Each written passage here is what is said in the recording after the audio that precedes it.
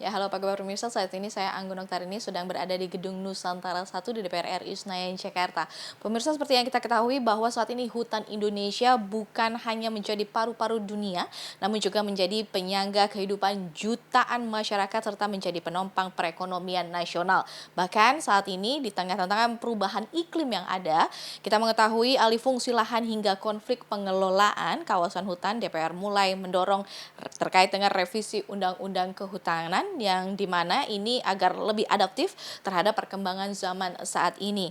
Nah, terkait dengan revisi undang-undang ini, pemirsa, kehutanan dinilai menjadi langkah penting di mana ini memperkuat tata kelola hutan yang berkelanjutan, memberikan kepastian hukum, serta sekaligus menjaga keseimbangan antara kepentingan ekologi dan juga ekonomi. Lantas apa saja yang akan dibahas dalam revisi rancangan undang-undang tersebut? Saat ini saya sudah bersama dengan anggota Komisi 4 di DPR RI, yaitu Prof. Rohmin Dahuri dari fraksi PDIP. Halo, apa kabar Bapak? Alhamdulillah baik-baik. Oke, baik Bapak, kita mengetahui ini saat ini perubahan iklim kita juga sangat ekstrim. Kita mengetahui juga bahwa bukan hanya Indonesia, bahkan dunia ini bergantung pada hutan di Indonesia. Lantas terkait dengan revisi undang-undang ini, apakah urgensi utama yang dilakukan revisi undang-undang kehutanan di tengah berbagai persoalan tata kelola hutan saat ini? Iya, pertama memang sejak awal DPR RI periode ini 2024-2029 kami sedang merevisi dua undang-undang, yaitu undang-undang tentang pangan dan satu lagi undang-undang tentang kehutanan, karena kita tahu bahwa undang-undang kehutanan itu sudah jadul sekali, yaitu tahun 1999, jadi sudah 37 tahun yang lalu. Banyak sekali dinamika nasional maupun global yang sudah berubah. Oleh karena itu kami menjadi sangat punya legitimasi ya, dan semangat, passion untuk memperbaiki undang-undang kehutanan ini. Baik, Pak, terkait dengan poin-poin krusial apa saja yang akhirnya selain dari usianya yang juga sudah lama gitu kan perlu diperbaharui, apalagi poin-poin yang memang akan diangkat dalam revisi undang-undang ini? Ya, ada 6 poin ya atau hal utama yang akan diperbarui atau ditambahkan. Pertama adalah mengenai perbaikan rencana tata ruang kehutanan ya.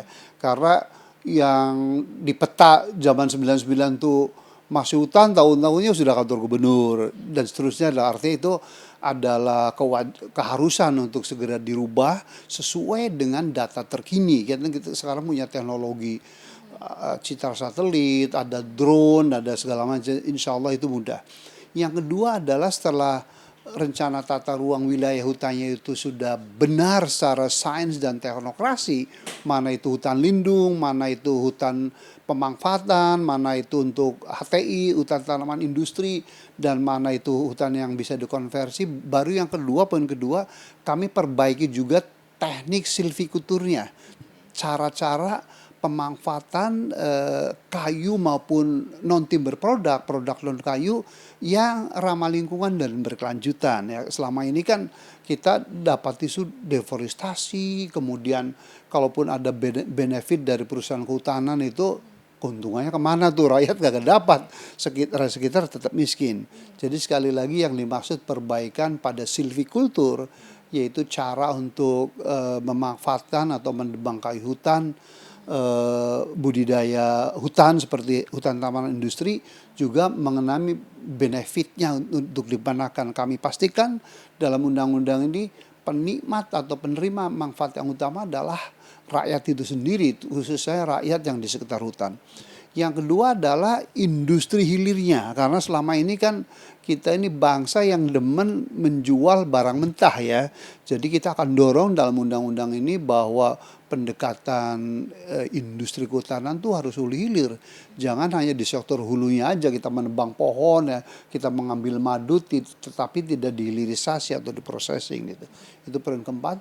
Kemudian poin kelima adalah mengenai kepastian hukum ya, hak masyarakat adat, hak masyarakat lokal. Selama ini kan berantem terus, banyak yang meninggal ya, antara perusahaan swasta dengan masyarakat itu. Jadi dalam undang-undang ini kita akan clear ya, berapa sih porsi untuk industri besar dan masyarakat sekitar.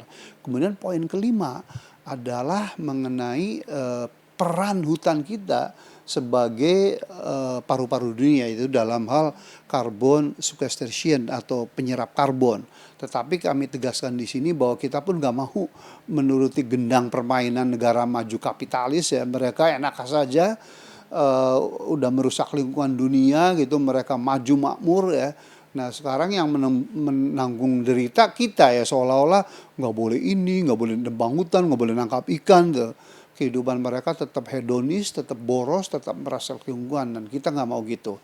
Bahwa kalaupun di dalam mereduksi gas rumah kaca, terutama CO2 itu adalah kami lakukan, tapi benar-benar itu murni karena kepentingan kami sendiri dan dengan cara kami sendiri. Sedangkan bantuan dari negara maju adalah bantuan yang sifatnya tidak mendikte gitu. Dengan demikian maka keseimbangan pembangunan berkelanjutan yang mengharmoniskan antara pertumbuhan ekonomi, kesejahteraan masyarakat, dan perlindungan lingkungan dalam hal ini ekosistem hutan itu akan terjaga. Itulah poin-poin yang, poin terakhir adalah soal peran mengenai green carbon ya. Jadi itu kan ada carbon trading, carbon tax segala macam.